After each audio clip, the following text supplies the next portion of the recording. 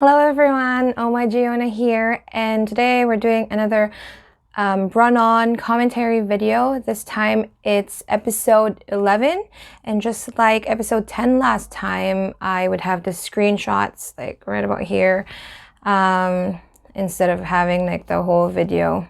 But yeah, I'm really excited to do this one. Let's go.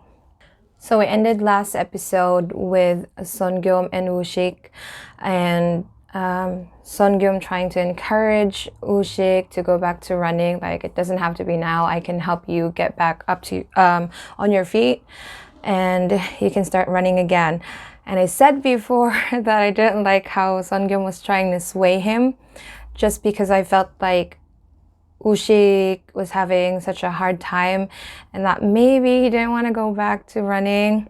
But on here, he saw like this banner at his grandma's friend's restaurant, like the one Songyum and Miju went to before.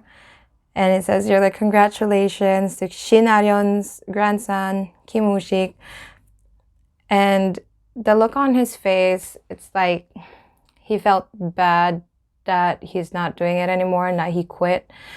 But also, like, there's this word, miryön, like longing for something. And I think that's what he's feeling here. Like he feels a longing to run again. And I guess I judged him incorrectly last time. Okay, I added this one just because the subtitles, it's like, do you reckon that upset her? Like, I've never met anyone in real life who says reckon. I mean, it's not wrong, but like, it's just interesting. Like, for real, I've never met anyone who says reckon like in real life. And then in this scene, Songyum tells him, you can call me Hyung. Like, you don't have to be so formal with me, because he always says 선배, which is an upperclassman or someone who's ahead of you by like a year, like, or like more years. And in this case, Songyum was an athlete way before Woo-shik started. That's why he's the 선배. And so he's always called him that. But now Songyum is saying, you can just call me Hyung, which is like an older brother. But then the subtitles doesn't say that. Like, they don't use like Hyung or like Nuna. They don't use like those 호칭. So it's kind of hard to catch that. And here it says, you don't have to be so formal with me. But literally he says, you can just call me Hyung. And I think Woo-shik is a little bit awkward about that, because he's like, I'd rather call you 선배. And then he says, if you call me Hyung, I would be less strict. And then he says right away, Hyung. But the subtitles just say, hey. And to continue that, in this scene with Younghwa and Yejun, Yejun says, like on the subtitles, how about I buy you a drink? But the dialogue itself in Korean is 형이가 한 잔 사줄까? And then Younghwa says 형은 무슨? So that literally is should Hyung buy you a drink, with Hyung meaning Yejun. Like, he's implying that he's the Hyung, the older guy, but I think they're the same age. And then Younghwa says 형은 무슨? And here it says like cocky much, but he just says like what Hyung, because they are the same age, so it doesn't make sense for him to say Hyung. Yeah, and it's just funny, like the next part of that he says 안주는 뭔데요 형? He eventually calls him Hyung because he's gonna buy the drink. And then here the two of them eating and drinking. And Yejun says that he knew something was going on and that Younghwa was having problems, because he was doing like, I think it was stapling his canvas. And he does that whenever he's thinking about something. And he says, you know me all too well. just says so much about their relationship. It seems like they've known each other for like 20 plus years. When you have that kind of friendship, you just look at the person and you know. And Yejun, he always seemed like he's watching Younghwa. Like the look in his eyes, it's quite different. So it seems like he's always watching Younghwa. And then they were talking about Yejun praying for him. Like Younghwa asked him, "Can you please add me to your prayers as you pray for everybody else? Like just add me to your prayers." And then Yejun says, "You really don't know me well." Which I'm taking as him already praying for him, you know, thinking about him, caring for him. But Younghwa doesn't know. And I really think that Yejun likes him. But this guy doesn't know. And he says, 몰라 너는. So like, you, like, all caps, you don't know Younghwa. Seriously, dude. Everybody knows except you. And this scene is so cute. Like, look at Sungyum. He's just has his hand up like, me too. Oh my goodness. Like, Sungyum transformed so much after they started dating. Like, who's this guy? But it's not like it's out of character. It just, or maybe we're just biased because we think like Sungyum would be like this stiff guy who's always so straightforward. But when, like, after they started dating, he's like this cute, like, squishy little human.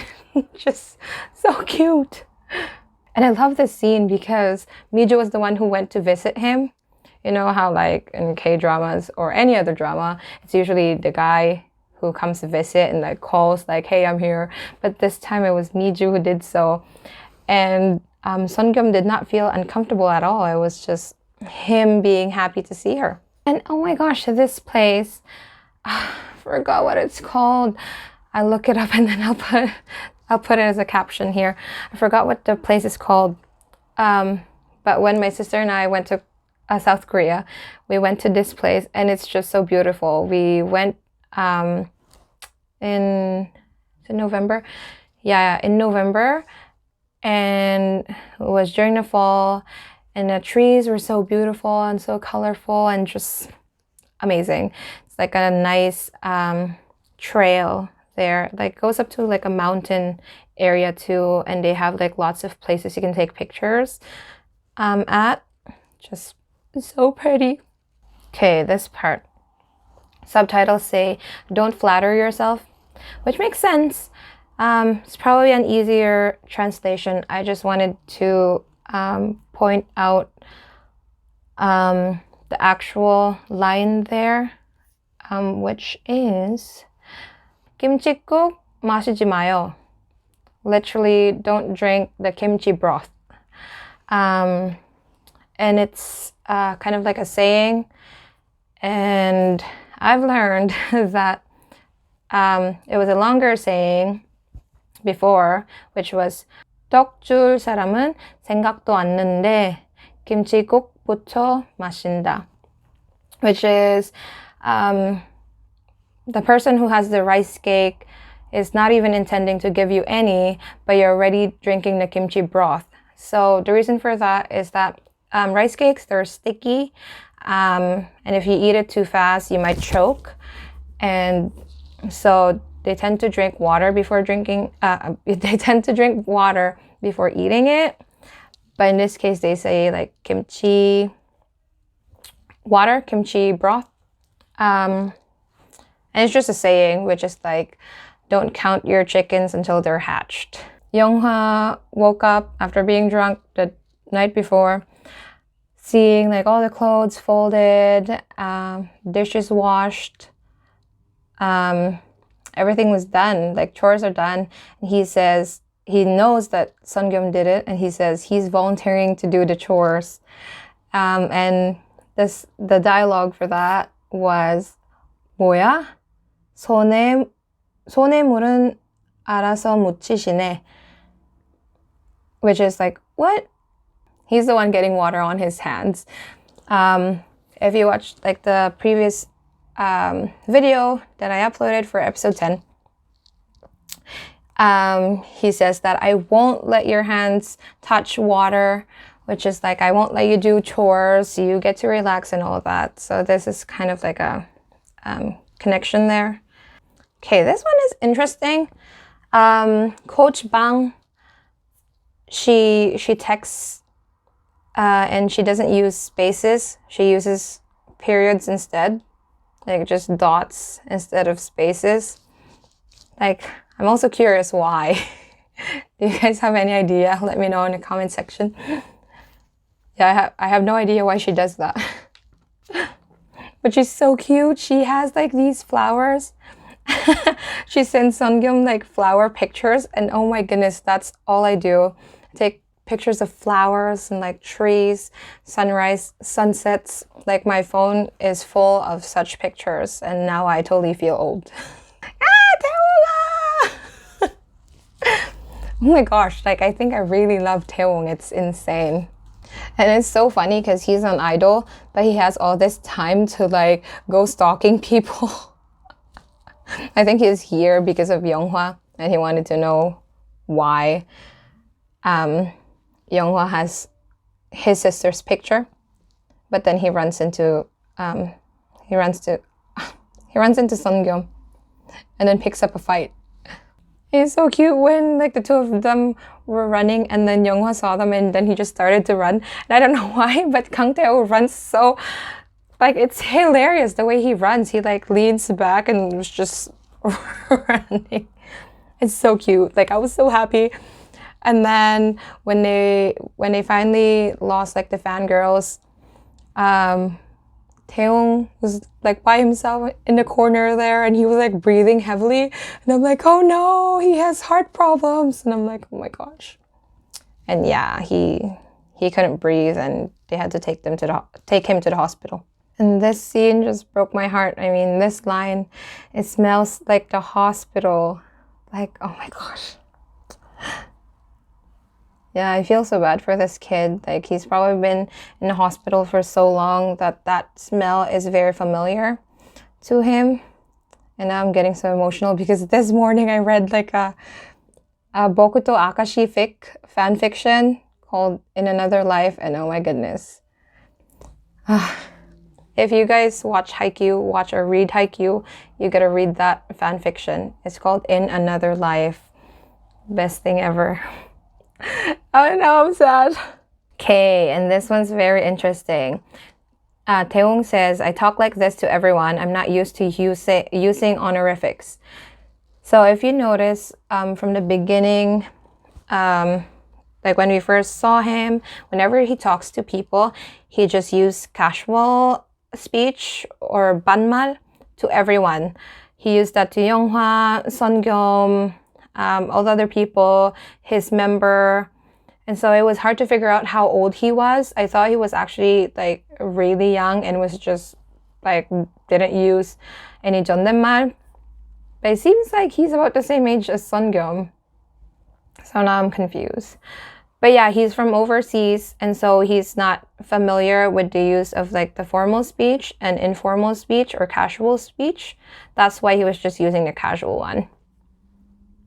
But I feel like people who just started learning Korean tend to use the formal speech, especially when you study through books, because there they would always start with like the formal, like 안녕하세요, 밥 먹었어요, 반가워요, like the ones that end with yo. Those are formal. But yeah, he says he's not used to using 존댓말. But I'm so happy for him because it feels like he's starting to gather people. You know, like now he has Sungyum, he has Younghwa. Maybe he won't be so lonely anymore. Like seriously, people here, they just need friends. I mean, it's hard to find friends, but... And Younghwa here was asking for autographs. I think it's for his two classmates, the girls we saw before who are fans of Atos or A2Z. And he mentions something about a homma, which is homepage master. These are the the people who are fans, usually of a specific member, and then they take pictures of said members. Like these are like really good pictures, almost like pictorial level pictures. Usually when they go to the airport or like when they have an event, and yeah, they upload it into like their websites. Most of them would have Twitter now and just upload from there. If you've seen, what is it called? The one with Bang Min-young and Kim Jae-wook. Oh my gosh, what is it called? 사생활. Something, private something. Oh my gosh, I can't believe I forgot. Where like she's a fan, she's a homma in there too. And then he mentions first generation, second generation. So what that is that idols, they would have like an official fan club. And every year they do like a registration for fans, and then you get like an official like membership. So you're technically an official fan. For example, for Super Junior, their fans are called ELF, which is Everlasting Friends. And they recently did like an official fan registrations, and then you have to pay money for that. And you get like your ID card that says like you're a fan, and then you have like, it has like a number code thing, and you can use it for when you watch a concert. You kind of get like, I think they get priority for tickets, like you get to buy first kind of thing. Yeah, I haven't used it because I'm not in Korea, but yeah, it's pretty cool. And like, I was gonna say the one thing I like about Taewoong, but then I realized I like so many things about Taewoong. One of the things that I really like about Taewoong is that he loves his fans so much. He was being kind of rude to these two guys, even though they helped him. But when Younghwa said, "Oh, can you please sign this? They're your fans. They run a homepage for you," and all that. And he had this smile, and he was so willing to sign it. He was asking like how to correctly spell the names of the girls. And he just looked very happy to have that. And they were saying like, "You know what? We don't know your group. Like you have to work harder." And he says, "Yeah, I will work hard." And he's happy because he says here, it makes me feel alive. And now I'm thinking of like the previous scene when he said he didn't want to live anymore because he was just so sad about his family situation. But then his fans make him feel like he was alive, and just, I feel so bad for this kid. Like, oh my gosh, Dana needs to just show him some love, or even some attention, or affection, I'd rather say. It's so funny. Miju says to Younghwa, "Maybe you're friends because you're so similar." Because he's starting to talk like Songyum.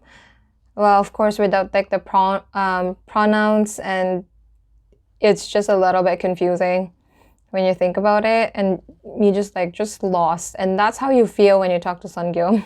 And they're starting to be like each other. And Miju even says that they are 천생연분, and that's just technically like soulmate, like heavenly soulmate, like a match made in heaven.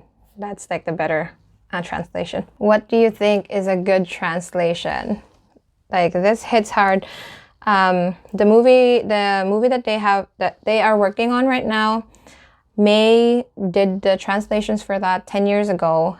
And now she's saying that her translations are outdated, and she wants Miju to do the translations this time. And that's so interesting because it does change like your perspective in life and like the values you have right now. It might be different to what you had before or what you will have in a few years. And I do agree that it would make a difference in your translation. Now I really want to check my old translations. But sometimes when I watch my old videos, I do think like, oh, I could have done a better job with this one.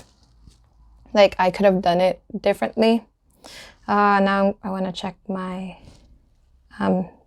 subtitles, like old ones. You can tell a person's profession by looking at their shoe soles. This is so interesting. Like I never really thought about this, but like sometimes I notice like with my shoes, because I drive and like I tend to just have my foot like this. Like the back part of my sole tend to like wear out faster than the rest of it. So I wonder if like runners would have like the front part of the sole wearing out more than the rest of it. Okay, and here she says, because she gives him a book and says, that's because you gave me shoes and I don't want to feel indebted to people. The subtitle says, it's for the shoes you got me. I hate being indebted to people. But if you can see here, Miju is holding onto her tummy, like she's kind of rubbing it. That's because the literal translation of what she said was, 내가 빚지면 소화가 잘 안 돼서. Literally, if I have a debt to someone, if I owe someone a favor, I can't digest my food well. Which is technically, I hate being indebted to people. But just an insight, that's why she's rubbing her tummy. Because she says, like, I feel indigestion whenever I don't pay back something or when I owe a favor to someone. Oh my gosh. Woo-shik is so funny. He's just like, 쓰레기. You trash. To Seon-gyeom, because he was confused before. He thought that somebody, that Seon-gyeom proposed to someone, but he's still with Miju, and he's like, 쓰레기. That's a good word to learn. 쓰레기, trash, garbage. Oh, from Reply, is it 1994? Reply 1994, 쓰레기 형. Oh my gosh, I missed that show. 질봉이. Okay, this one. They say 형, but here it says 우식. 형, drop the honorifics. It makes us feel like strangers. Like how I talked about formal speech and casual speech, like in my previous video. It feels like you're a stranger to someone when you're trying to talk to them in casual speech and they're like, nope, 존댓말. It feels like there's a wall, like for real. And they say this out loud. It makes us feel like strangers whenever you talk to us in formal speech, because he's the older guy, right? Manager Jong is just so cute. Miju brought him, I think those are sweets or maybe pastry. And she's like, have it all for yourself. You don't have to share it with Dana. He's like, this for me? He's so cute. And this is him with his cat.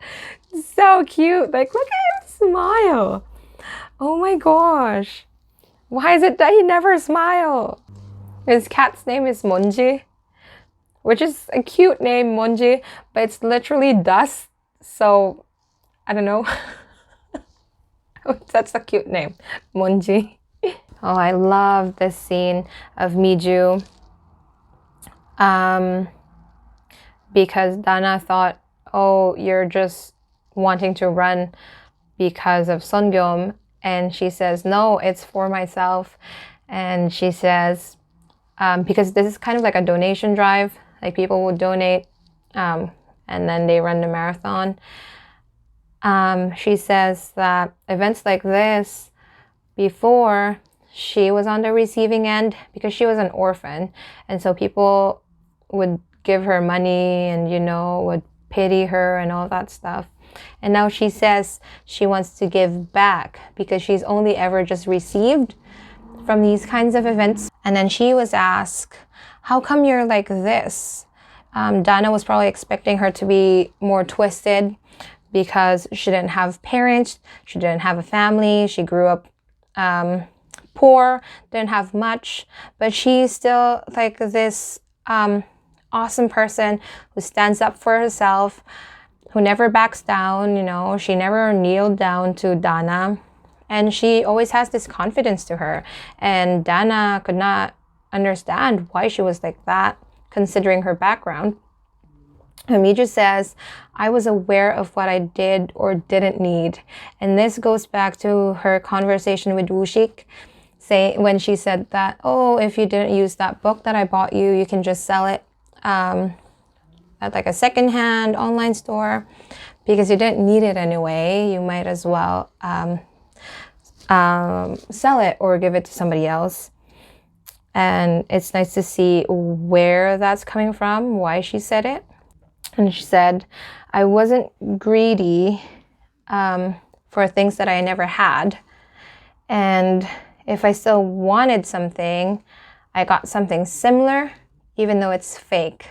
And that goes back to her, I think it was episode 2 or something like that, in the beginning of the drama, when Sungyum asked her, why do you keep this gun? It's not even real. And she says, does it matter if it's fake? I wanted it, so I bought it. Because if there's something that she really wants but couldn't have, she just gets something similar. Also, she mentioned before that she didn't have a home before, so she made do with what she has. And she lived with May because she wanted to go home to somewhere. And that's just beautiful, full circle. I don't know if I was the only one thinking this, but is Sungyum watching porn? I don't know. She says, you mean those movies? And he's just like, yep. I mean, oh, Sungyum, I have no idea what kind of person you are. So language is bound to change as well. So true. I mean, back in the days, we had like the Shakespeare kind of literature, and then we had like what our generation has, and now it's changing again with all like the shortened versions of words. I have no idea what they are, because I'd like to write in full words, full sentences, but yeah, it changes and you kind of have to keep up. So I love how May put her up to do like a different translations instead of using her old ones. It'll still disappear if no one takes interest. Sungyum was talking about a running event disappearing because nobody cared about that event anyway. I think it's the 200-meter dash that doesn't exist anymore because people didn't care. And that's just sad. And he says, like, it's the same for sports. It's the same for people. If they're not interested in you anymore, you're gone. And it goes back to Taewoong saying, I have to work harder because this makes me feel alive. And he probably feels like if his fans don't like him anymore, then he disappears, and he hates that because he in his family he always feels like he's invisible because nobody cares. And this is so true. Like, I mean, I'm sorry, I'm going to talk about One Piece. In One Piece, there's one scene there and a line by a doctor named Dr. Hidero, and he says, when does a person die? Is it when he's shot by a bullet? No. Is it when he's ravaged by a fatal disease? No. Is it when he drinks a poisonous mushroom soup? Nope. It's when he's forgotten. Oh my gosh. Because, like, you know, people, who has already passed away, especially like legends and like people in the film industry, actors, singers, they're just so legendary. People nowadays still sing their songs, watch their movies, and it feels like they're still here, like they're still alive, because people don't forget them. But once you're forgotten, once people don't have an interest to you anymore, that's when you die. And oh my gosh, that's just like Coco, the movie Coco as well. And this is just Sungum being too cute. Like Im Shi-won is just so adorable. Like, oh my gosh, he makes these like weird faces. I remember making a screenshot of like this same face when he was doing Miseng as Jang-geure.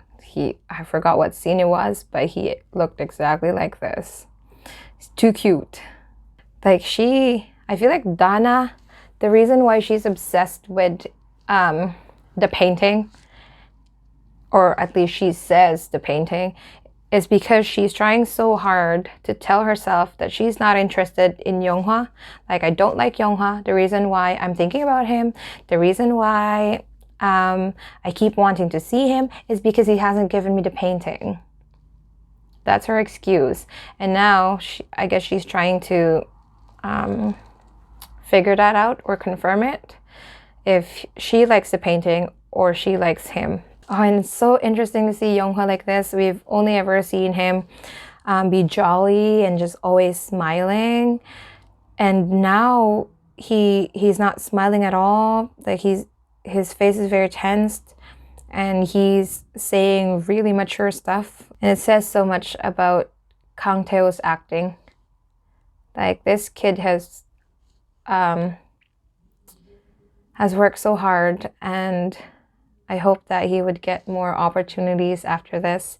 Totally deserves it. He's been doing this for a while, and he's been really good at it.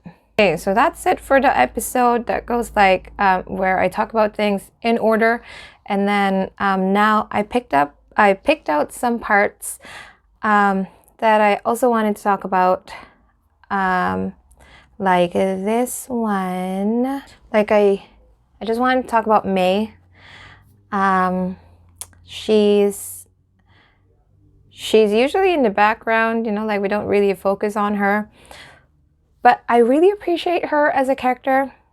I feel like Miju won't be the person she is right now if not for her. There was an interview way back before the drama started airing, and they were asked to say three things to describe your character, or like that's connected to your character. And one of the three things that Shin Se-kyung mentioned for Miju was May 언니. And I was wondering, like, why is it May? Why is May so connected to her? And watching 11 episodes of this drama, you can just see that May is such she's a very supportive friend. She's always there for her. Like, we don't even know like how they met or how their friendship evolved. Now they're living together. They work in kind of like the same field. And this screenshot, I really like it. She says, "I'll give you enough time, so decide quickly." That's just so cute. So contradicting. She's the best, and she makes these jokes with like a straight face. Oh, I love you, May. Oh, and this one is interesting too. When they were looking at the posters for the new movie that they are releasing, and the guy in the poster was smoking a cigarette. And so they thought, you know what? This will probably get caught. And the other lady says, "I'll prepare one without a cigarette, just in case." The censorship is insane. Like, I mean, it's a cigarette. It seems like a noir film as well, so. But yeah, I don't know exactly what the rules are, but a lot of things get banned. And yeah, the posters are so interesting because like say it gets a movie gets released in North America, it would have a different kind of poster, and then it gets shipped to a different country and they would have a different kind of poster. It was just so cool. Also want to talk about Yejun and how we're getting more proof that he likes Younghwa more than just a friend. Like the look he gives this girl who's just innocently getting the plate off their table. He's just like, yeah, girl. And like, how does Younghwa not realize all this? You've known the guy for so long. Well, I guess that's why you don't see them as a person who would like you, because you've spent so much time with them. But yeah, and I've noticed actually Yejun rarely looks him in the eye. He always like shifts his gaze whenever he's with Younghwa, and he seems like he's more reserved, or he's choosing the words that he says to him, because we've seen him with Ye-chan, his sister, and like he would tease her to no end and just be like a total big brother. But with Younghwa, he seems like a little bit more shy and just trying to feel things out. Actually, I can't fault Younghwa for not realizing, because I didn't realize sooner. I mean, like, it was just the previous week that I thought, yeah, he probably likes him. But yeah, now I can feel the heartbreak already. Oh my gosh. Reminding me of Reply 1997. Don't fall for your friend. No. I wonder if he'll ever confess to Younghwa though. Oh, I don't know. I kind of want to see it, but it's gonna hurt, so I don't know. Do we want to see it? Do we want to see it? I have no idea. Okay, and I want to talk about our couple, Sungyum and Miju. I mean, they're just so cute together, like just perfect. Sungyum seems more playful with her, and Miju's kind of like the same. She acts cute too, but Sungyum is more of a different person when he's with her. He's like jealous. He's jealous of Woo-shik talking to her. Like, seriously? But yeah, he's opening up more. And one thing that I really like about them, they're so straightforward, says what they want to say. And even Miju, like when they were walking, she was being sarcastic with him, like, don't count your chickens before they hatched. But then like a minute later, she says, I'm sorry for being sarcastic. Like, I don't know why I keep doing this when I talk to you. I can just tell you straight up. But I beat around the bush, and I appreciate that. Like, because you have to tell someone what you feel, because we can't read minds. We won't know unless the other person says so. We can only assume things, which is also not very good. Unless they tell you, you won't know. So I appreciate her telling Sungyum that. And also the conversations that they have when they watch the movie, they were talking about it, and then they go on to talking about how machines would start taking people's jobs, like, oh, they won't need a translator anymore, like a computer can do that. Everything that we do now, maybe later on computers would do it for us and we won't be needed. And they just talk about all these deep stuff, and they're both on the same page. And that's really hard to find someone you can talk to about technically anything under the sun, and you guys can have a conversation. That's really hard to find. So I'm happy that they found each other. Oh, my babies. And then lastly, I want to talk about Dana. Oh, my girl. Oh, she's amazing. But I want to talk about this scene in particular. She was walking with her dad and her brother, and dad says, can you like give that project you're working on to Youngmin because he kind of needs to clean up his image. And like, seriously, dad, I thought, like last episode I said, I think dad is actually a kind father, like he's worried about her and all that. Like, no, I take that back. Like, seriously, he should know how hard Dana worked for this project, and she loves to do this. She does it every year. She did all the planning herself. She's running, and now you're telling her to give it to Youngmin? Like, are you kidding me, dad? Oh, seriously? And now it makes more sense why she's she doesn't like Taewoong. At first, it seems like she just doesn't like him because he's like an illegitimate child, had a different mother, he's annoying and all that. But when you look at her like this, it seems like she doesn't like Taewoong because Taewoong is a guy. And if something happens, say something happens to Youngmin and he won't be able to inherit the company, I bet dad would skip her and just give it to Taewoong because Taewoong is a guy. And that's probably why she hates him so much. But really, I don't think Taewoong wants that. All he wants was affection from a family. See, if only people would say what they feel and tell them. Like if Dana would just tell Taewoong, like, I hate you because I'm scared you would take what's mine. And she says that too when she was talking to Miju.